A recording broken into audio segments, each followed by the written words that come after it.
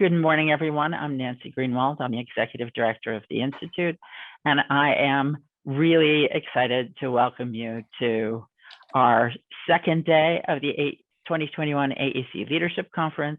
It's an incredible program. I hope you enjoyed Wednesday's part of the program as much as I did, and I know that you are really going to be thrilled with what you learned today, be inspired, take away so many takeaways you'll have from today. So my job, as I've mentioned before, is to say thank you to so many people who have worked hard to put this program together. And I did this on Wednesday, and I'm doing it again today because you can never say thank you enough. And I start again by saying thank you to all of you who are here.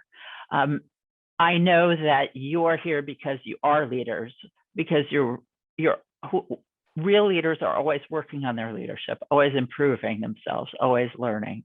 And we love that you're here. And I invite you again to send us your headshot and a 100 to 150 word bio of who you are, because we really are going to be starting to build our community of leaders in this industry. So again, welcome to day 2 of the conference, and here come the thank yous, and they are heartfelt. Thank you to SLAM for being a silver sponsor of this program. They've consistently been supportive of this program. Thank you to Demio Construction, same, they're a bronze sponsor. They've been very supportive of this program all along. E2 Structural Engineers, Gilbane Building Company, Whiting Turner, and Consigli.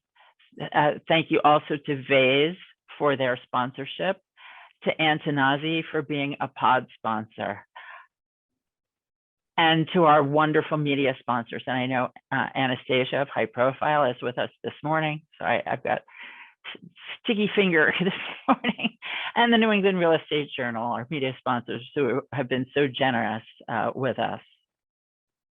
Our founder circle is BRG and Goodwin University.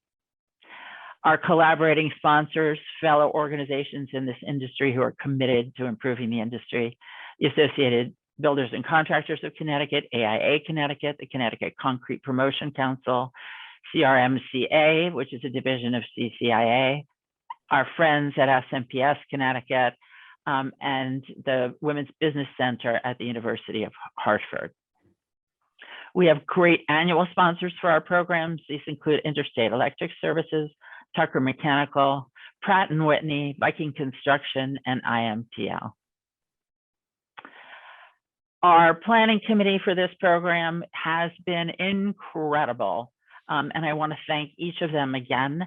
Mike Ailes, who is you see on the screen, and we'll be introducing him in just a moment. Kate Anderson of Gilbane Building Company, Jim Cecil of Nexi Building Solutions, Caitlin Dauberful of Gilbane Building Company, Brian Dodge of Gilbane Building Company, Ellen Feldman-Ornato from the Boulder Company, Anthony Messina from the Whiting Turner Contracting Company, Jim McManus, who is retired from SLAM. Thank you to all of you. And a final reminder that we do have AIA credits and CCM recertification points for this program. So if that is something that is on your list of things that you would like, just reach out to us at admin@construction.org. So without, let me stop sharing this screen and introduce you to Mike.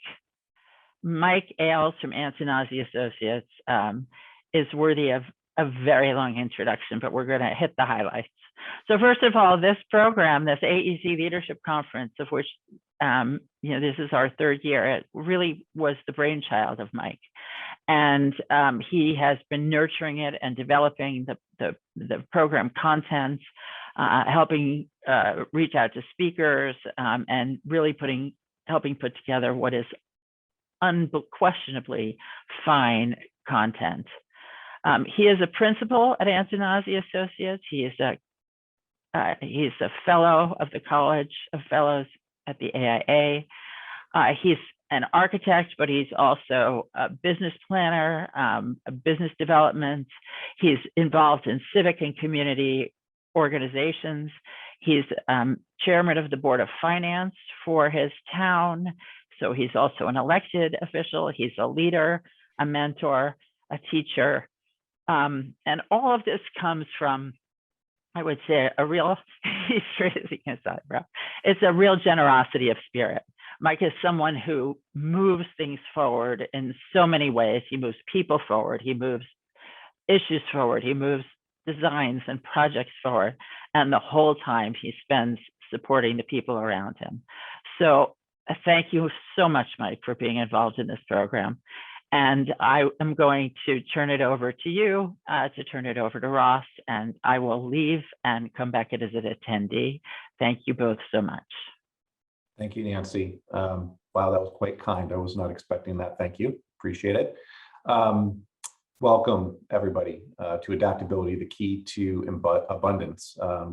As Nancy mentioned, my name is Michael Ailes. I'm a member of this year's AEC Leadership Conference Planning Committee and a principal at Antonazi Associates. We are truly delighted to have you all with us again this morning.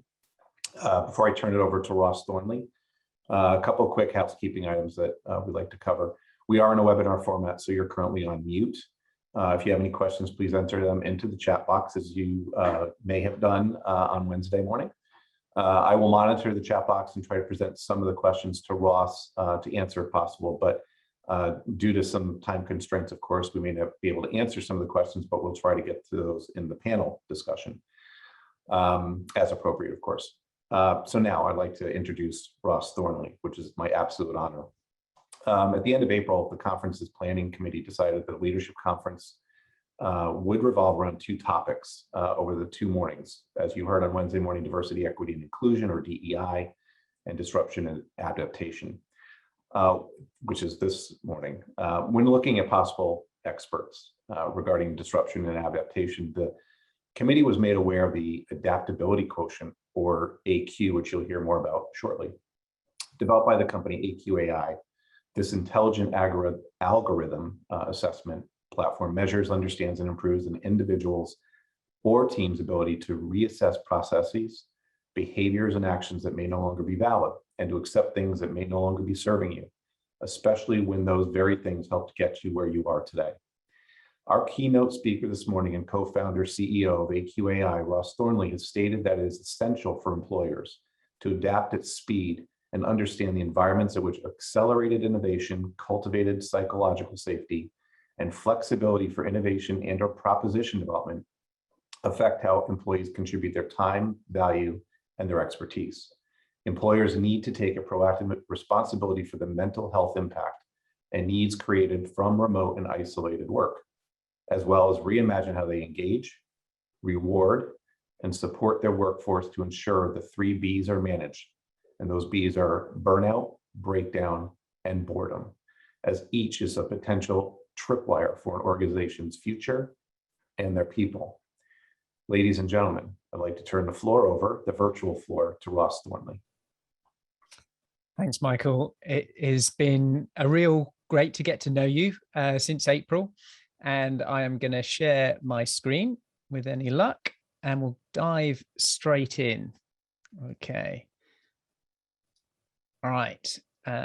If we can let me know, Michael, maybe in the chat that we can the screen is sharing and we're all good to go, would be great. We're all good. Go ahead, Ross. Excellent. All right. Well, it's hi and a good morning for you, for many of you. For me, it's the afternoon. I'm here in the UK.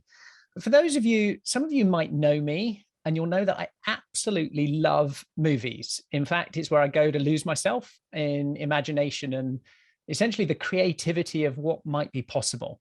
It's the world of eternal inspiration for me. And in fact, I hatch a lot of my ideas for how they connect with me. And I'd love to share with you a few of the real life musings to help us consider adaptability, disruption, and leadership.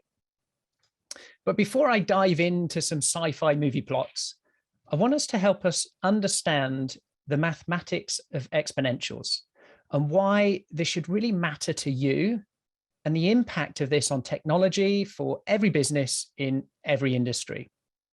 So exponential growth and reading an exponential roadmap as a leader, that's your ability to understand what's in the lab today, and then what's coming to market in the next sort of 2 to 5 years is critically important.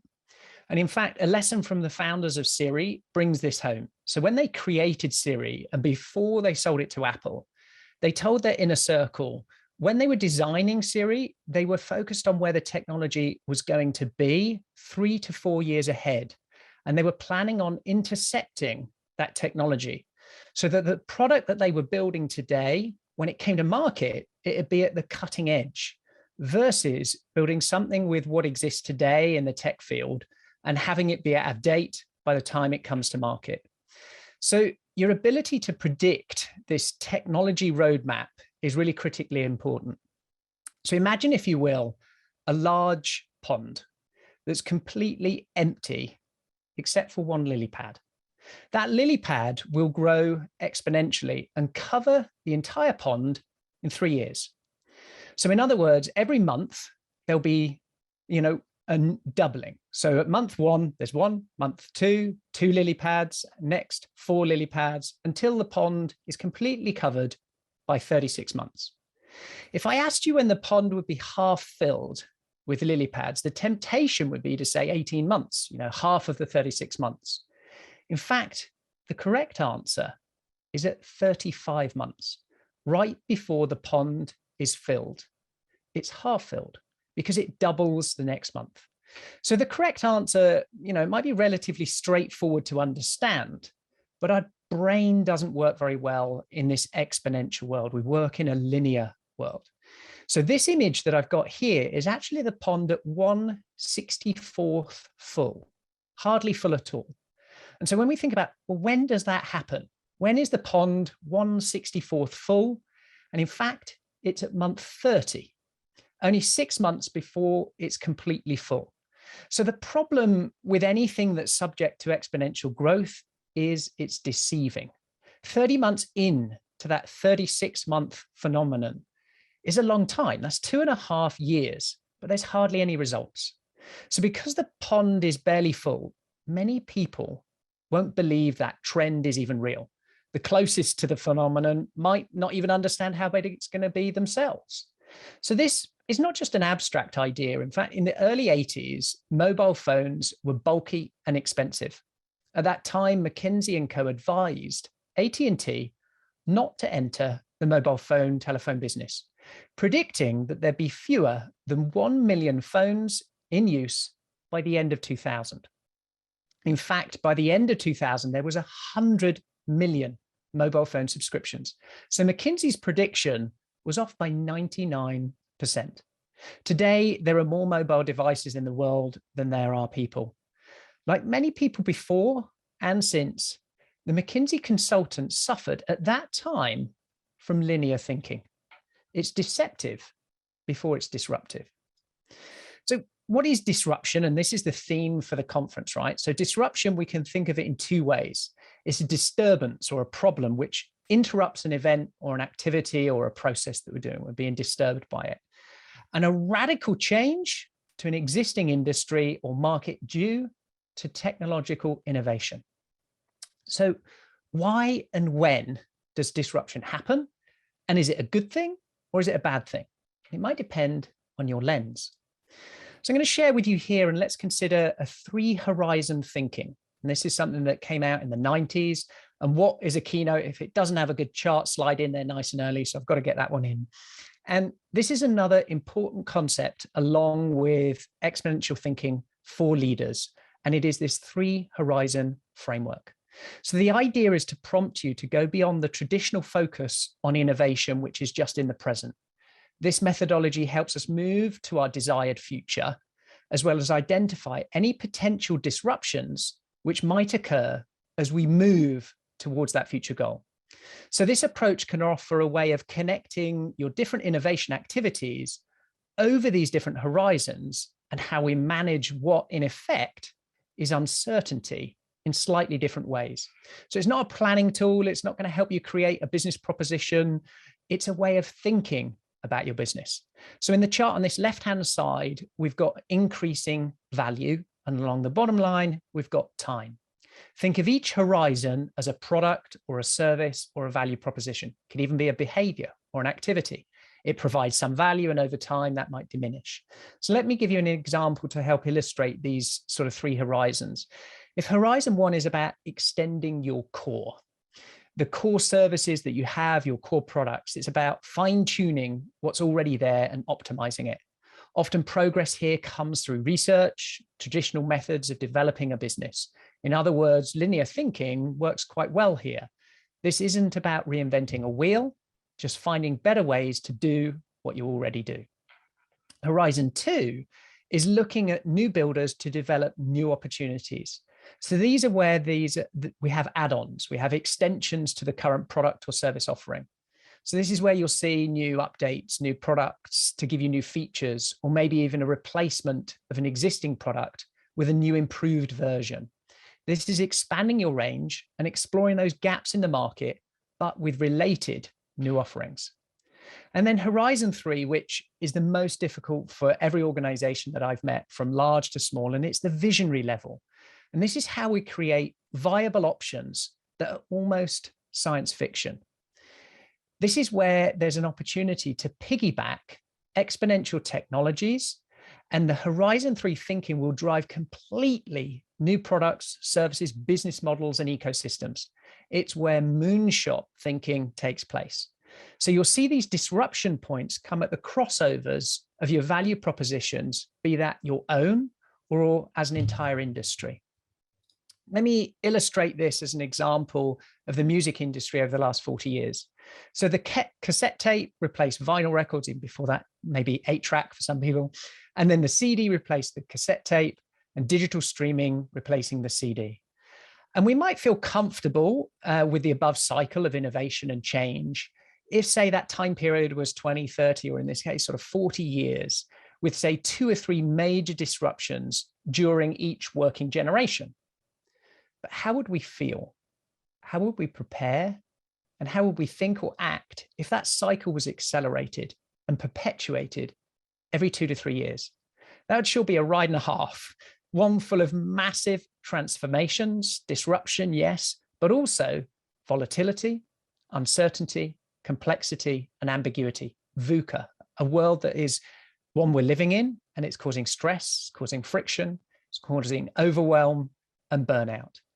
So if you design your innovation to span across those 3 horizons, bear in mind that it's going to take very different teams and different people to implement these, as the immune system response of your organization is going to make it harder at each of those disruption points, and especially so for Horizon 3. Horizon 3 will likely radically change your business and the current market you're in, knowing when to let go and unlearn a behavior, a thought, or an action of the past to enable a breakthrough of tomorrow. You must remain aware of the changes afoot, as any futurist or leader should, to ensure that nothing you're doing in Horizon 1 or 2 is about to become obsolete, of what you're doing or maybe your competitors are doing in Horizon 3. Finding that balance between all 3 of these horizons is hard, but luckily, focusing on your adaptability skills is the best way to ensure success. So it's no wonder that countless reports are showing that adaptability, resilience, these are our #1 in-demand skills. From LinkedIn's Workplace Learnings report to PwC, our human adaptability is coming into sharp focus. In fact, our very employment depends on it. To future-proof citizens' ability to work, they are going to require new skills. We've known this, but which ones? And people are doing research on this. McKinsey, they're back again. Hopefully, they've got their exponential heads on, not their linear ones. When they surveyed over 18,000 people across 15 countries, and they were looking at the kind of jobs that are going to be lost and those that are going to be created, such as when automation, AI, and robotics take hold. But they were trying to see what are the underpinnings, the type of high-level skills that will become increasingly important as a result of these transitions. So that need for manual and physical skills, as well as basic cognitive ones, are going to decline. The demand for technological, social, and emotional, and higher cognitive skills will grow. Adaptability and coping with uncertainty were the top factors which resulted in employment. So I'm going to take us back to the movie theme that I wanted to start at the beginning. And whilst Kit in Knight Rider was cool, and for me, it was a one-off, a rare creation only accessible for Mr. Knight, and it wasn't mainstream. However, 31 years ago, back in 1990, when I was 11, I watched Total Recall. In fact, it was the subject of a feature article I wrote for a school magazine that I created using a home-built computer and a video capture card to get a digital screen grab off from VHS tapes. And we were introduced to Johnny Cab. It was driverless taxi cabs with an AI robot driver. 3 years later, we saw them in Demolition Man, then in Time Cop. Some of you might perhaps have seen and remember this from Minority Report with Tom Cruise almost 20 years ago, where driverless cars were all featured. So robo-taxis will now be fully driverless in Las Vegas by 2023. Motional, the autonomous vehicle company that is a $4 billion joint venture between Hyundai and Aptiv, announced that that city, Las Vegas, was going to be the first one where it launched fully driverless robo-taxi service in 2023. So we've got Teslas, where we're still behind the wheel, and now in so many parts of the world, we are seeing these. But even if for a few years we might not see one, if these are just lily pad number one, how soon before they might just become the normal? How might this change the way we live, where we live, and the cities that we design? Let's take a quick look at the event space. Last year, I presented to over 200 of the leading event planners at the Association of Event Planners in the USA. Cancellations were rife. The pandemic propelled this rush to digitize. And if we take Burning Man, it's been running for 35 years. And in 2020, they canceled the physical event, like many. But they quickly built on Microsoft's social VR platform, and it outdid even the most generous expectations. And they had over 14,000 people from around the world exploring this sprawling multiverse, including many users who were using VR headsets for the very first time. There were over 200 worlds to explore and 1,500 hours of live events over the course of a week. And this year, 500,000 festival goers. That's almost a 3,500% increase in 1 year, virtually descended on Black Rock Desert in Nevada. So ask yourself, at which phase is VR in our real world, in our exponential movie script? How might this impact the event venues of tomorrow, your construction projects, and the need for accommodating hybrid, in-person, and virtual experiences? But then I ask, my darling, what will you wear to the ball? What will we wear to those future events of tomorrow? When the virtual world Decentraland said users could make and sell their own clothing for avatars to wear on the site, Hiroto Kai stayed up all night designing these Japanese-inspired garments, selling virtual kimonos for around $140 each. And he said he made almost $20,000 in just 3 weeks. So what virtual construction projects will you design, create, and sell in the future without using a single physical material? No bricks, no wires, no pipes, just zeros and ones. Who here remembers Robocop? 1987, I played the computer game on my ZX Spectrum and then later on my PC. That heads-up display, the overlay of information, aiding and augmenting decision-making. Perhaps it was Terminator when you saw this type of tech in movies, but for me, when it shifted from a destruction and crime fighting into Iron Man's Jarvis, it became really exciting for me. How might we be able to enhance our performance with AI-powered heads-up displays, augmented with our surroundings? How might this transform on-the-job training, diversity awareness, manufacture, construction, healthcare, so many immense opportunities?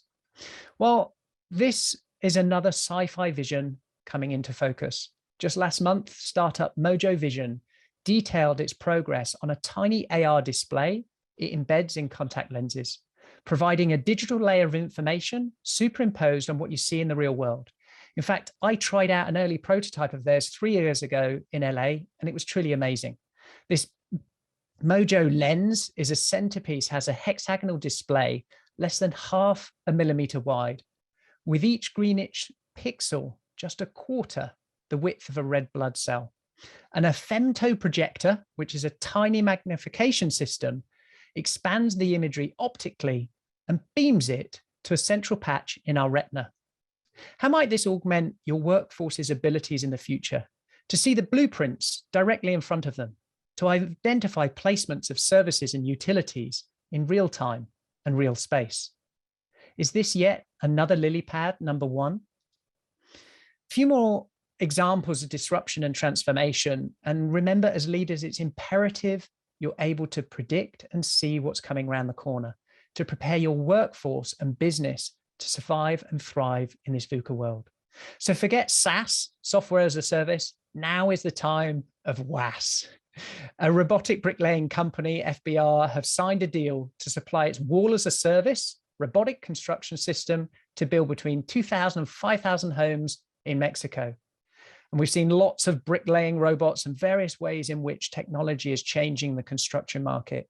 How might this type of technology application disrupt and transform different areas of the industry? This one, at over 5,500 square meters, is a project that was built using advanced intelligent construction technology and their robotic 3D printing as a modular 6-axis robotic arm that was combined with their own proprietary building material to enable them to unveil what they're claiming to be the world's first 3D printed park in Shenzhen, the World Exhibition Convention Center in China, faster and more affordable. A large percentage of construction costs is rising labor costs due to shortages of skilled labor. This type of robotic-based technology empowers the labor force to be more productive, resulting in more efficient job sites, less building time, and overall cost savings. Using this 3D printing, AICT can produce a modestly sized house in weeks rather than months. Builders using this technology finished this park, consisting of more than 2,000 concrete pieces, in just 2.5 months, at a fraction of the cost of conventional construction. And in fact, I've seen projects where 3D printed home construction for a 3-bedroom home in just 24 hours at under $10,000. So we're seeing new materials and ways of doing things. This fossil-free steel being used in fully electric and autonomous vehicle, a load carrier by Volvo, that they expect a small series production in 2022 with mass production to follow. Let's get back to another quick movie jaunt. Many of you might have watched Matt Damon in the movie Elysium, just one of many films that fantasizes about living in space. If we take a look at the picture on the right from the movie, and then we see a recent piece that brings into question, where are you planning your next project? Which country? Is it on Earth? Is it in space? Or is it in the virtual metaverse world? This Sacramento startup, Orbital Assembly Corporation, announced to open its space hotel in 2027. As the first of its kind, named Voyager Station, it's stated to be a luxury resort designed to accommodate 280 guests, 112 crew members, complete with a restaurant, a bar, a concert hall, a gym, and even a cinema. So the challenge in this reality is that we're living in this volatile, uncertain, complex, ambiguous world where the pace of change is accelerating. And many organizations, teams, and people are suffering and are at risk of collapse. Countless people do not have the access to personal support and the training they need in order to adapt. So this exponential growth, reading an exponential roadmap as a leader, your ability to understand what's in the lab today, and then what's coming to market in the next 2 to 5 years is critically important. The challenge with anything subject to exponential growth is it's deceiving. Those sneaky little lilies in the pond at 30 months into the 36-month phenomenon, that's a long time, 2.5 years with hardly any results because the pond is barely full. But don't be fooled about the potential impact you will experience when you realize the trend is real. It's disruptive. It's deceptive before it's disruptive. So our change and innovation playbook is no longer fit for purpose. There is an innate immune system in all of us, in every company, that's killing the type of innovation we need to survive and thrive.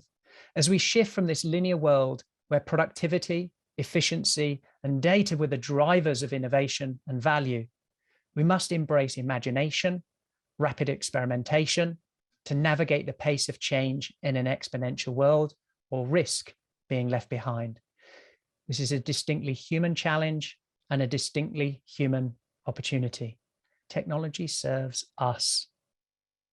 But if we don't master the new paradigm across our businesses, across our workforce, we simply will not exist. And believe me, it will be sudden. So what can we do?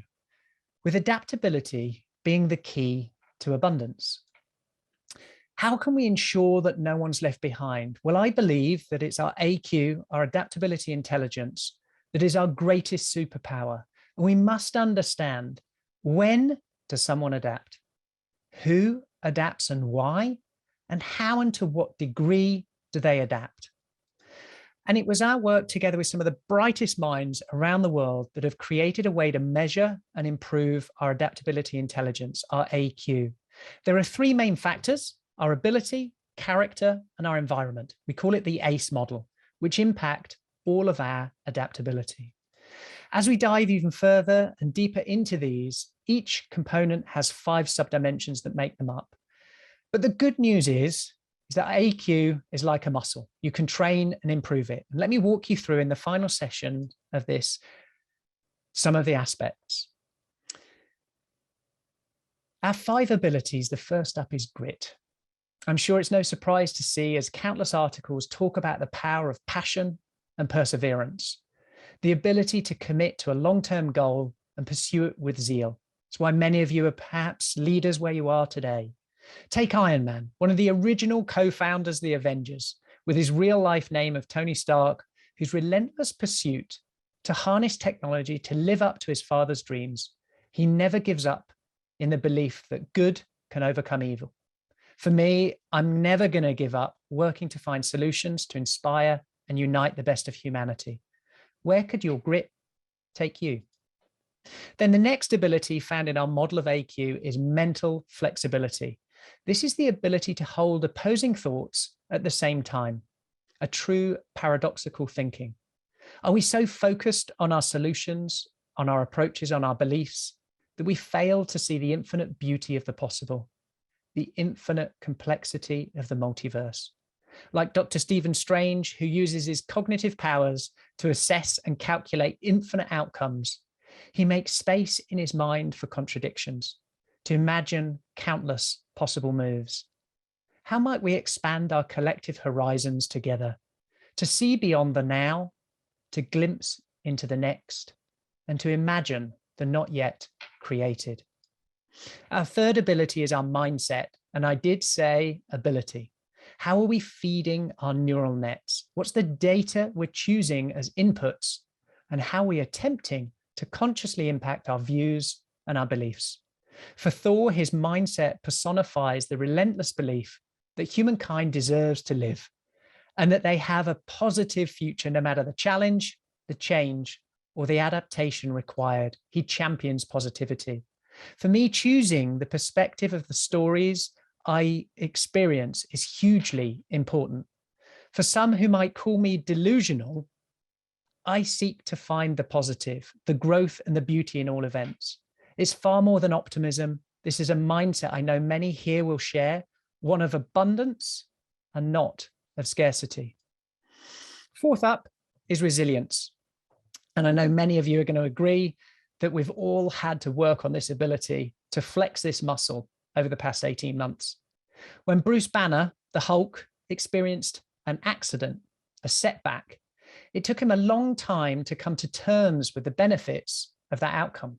As a scientist, his initial response was to spend every waking moment to find a cure, to return to normal, before realizing the gift, the part of him, when channeled well with the right people around him, the right team support, and the right environment, he was able to add tremendous value in achieving his goals.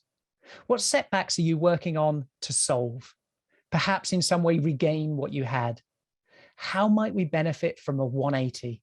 Not to think of resilience as level 1, i.e. to bounce back, but to transform and bounce forward in a brand new direction. And the fifth and final ability in our AQ is unlearn. To make a new decision today, one that is different than the one we made yesterday. to consciously consider new data, how the game, the landscape, and the market might have changed. Where might this ability be required to help us let go in order to break through? For Black Panther, he took the throne during a time of great challenge, when many generations of Black Panthers before him had protected Wakanda from the outside world, hiding the most valuable advanced technology we've ever seen, the mountains of wealth and their extraordinary healing capabilities from the rest of the world. When he finally chooses to make the new decision to share their innovations with the outside world, it was far from easy. His people were scared and they feared the negative effects, but he wanted to break free from the decisions of the past and recognize the new landscape and opportunities before him. What might you need to let go of? Where are the decisions of the past holding you back from transformation, from a future bigger than your past? So I've got this good news that our abilities are like muscles. We can train them. They're all learnable skills, ones that we can nurture and ones that we can grow. And gaining these capabilities, together with the intelligence of when to use them, knowing when they serve us and when they hinder us, is life's adventure. We now have the how of AQ. In fact, let me share the second core dimension and keep this headline for you is our character, the why we adapt to change. It's our thinking style. Is it big picture or detail? Our motivation style. Do we need a burning platform or a burning ambition to motivate us to change? It is our hope, our extroversion, how we play with others, our emotional range, how much we worry, our level of anxiety when we face uncertainty and new. When we understand the why of change on an individual level, we can personalize our approach and harness the power of flow. As a leader, you must know your team's whys, the hidden elements unseen in those around us. My team and I have studied thousands of people's AQ, and we've engaged with leading scientists and the best research works available to understand and uncover the secrets of our human adaptability. We've done this across teams, organizations from around the world. And one area which is so often left out in the cold is to consider the environment, the when of our adaptation journey. Like me, you might have some of the abilities, you might know some of your character, but have suffered from the wrong environment. Do we have the right team support, giving effective levels of psychological safety, the right emotional health to thrive and rapidly experiment, and just the right amount of levels of stress? Too much, and we risk burnout. Not enough, and we languish in the status quo. Who amongst us suffered from the wrong fit people in the wrong fit roles, from teams or clients who are not willing to embrace the new, to embrace the brave? Experiencing the collective industry immune system, the protection protocols and policies, the governance and risk management, which served us yesterday, are the very handcuffs of future innovation breakthroughs and abundance. We all have our own stories, our own adventures playing out in the movie screens of life. And it's our AQ, our ability, our character, and our environment that will unlock the best version of our future selves. Please indulge me just a moment longer as I wrap up to take this further to thinking about the future of your entrepreneurial and leadership journey.